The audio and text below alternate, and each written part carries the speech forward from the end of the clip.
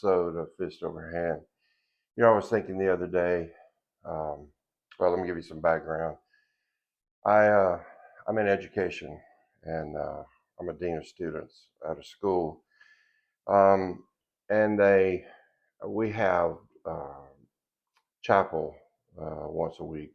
We're a Christian school, and at the end of that, we have small groups. We break off into small groups, and I have a small group, young guys, 10th graders.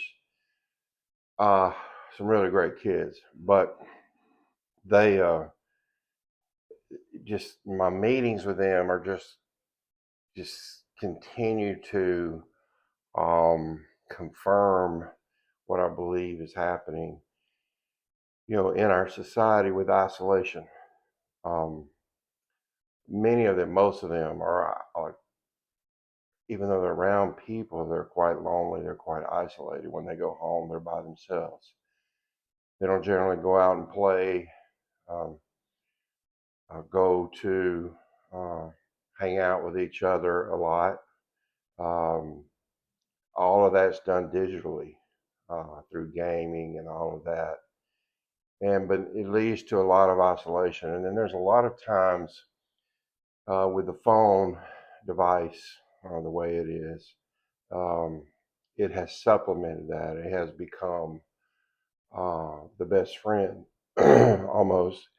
And a lot of young people are even just up all night, literally. In fact, the majority of the small group, they're up all night.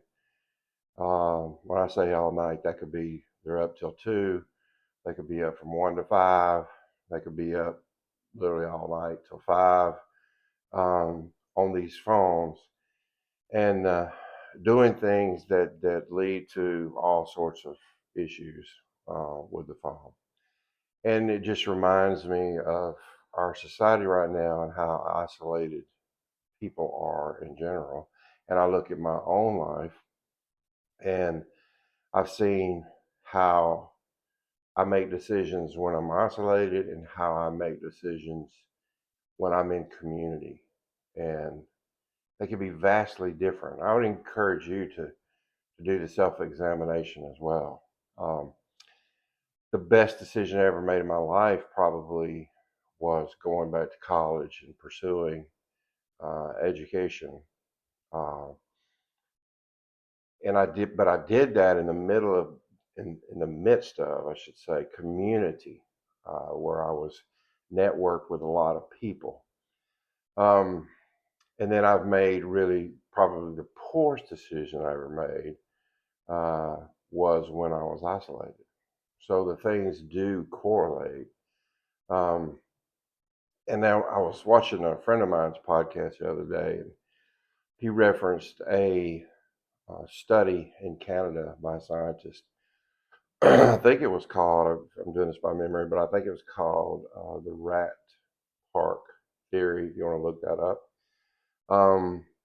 Basically, he took a rat and gave it the option of regular water or cocaine water. The rat, when by himself, always chose the cocaine water, and then he would become addicted and would eventually die. But then he gave the same option to a group of rats who were in community, and they always chose regular water instead of cocaine water. Um, and then he took an isolated rat who was addicted to cocaine water, put him in the community of rats, and he weaned himself off cocaine water by drinking regular water. And it's interesting, and I know we're talking about rats, but humans are a lot the same way. We function better, we make better decisions, we hold ourselves more accountable, um, everything when we're in a community of people. Isolation is an enemy. It is an enemy of our heart, our soul, our being, everything about us. If I look through my life through the best of me happened when I was in the midst of community.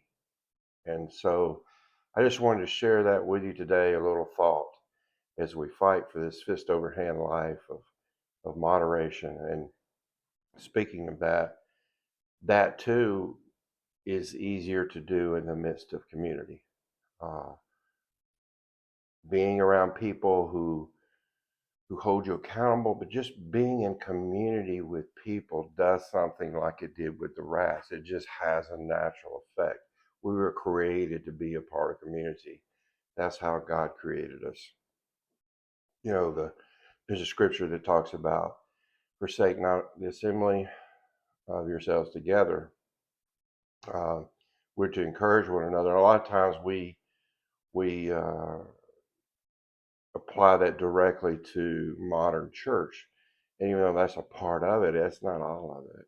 Uh, your assemblies could be a group of guys going fishing and encouraging one another while you're on the trip. It could be in a house. It could be anywhere, a small group, whatever.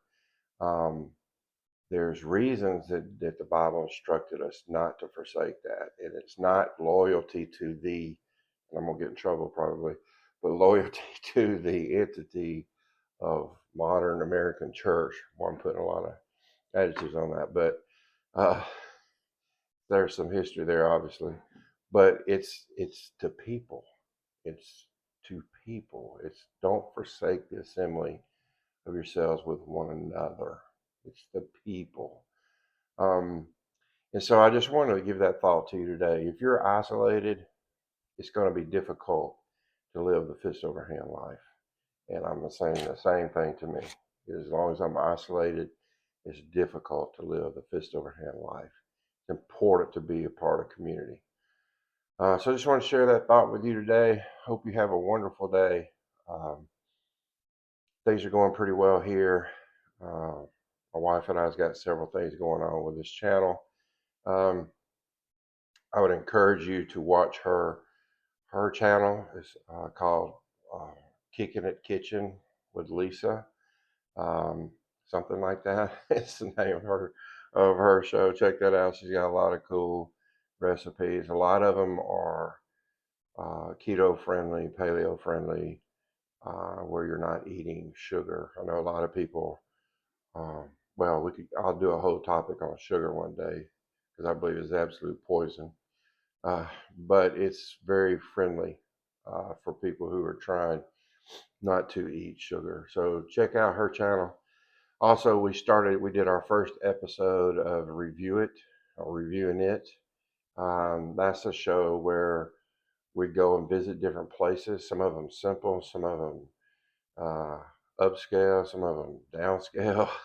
Just different places that are usually authentic most of the time to Birmingham or original Birmingham, Alabama originals, and hopefully people who come here and even who live here who may be unaware of certain places to go and eat will gain something from that.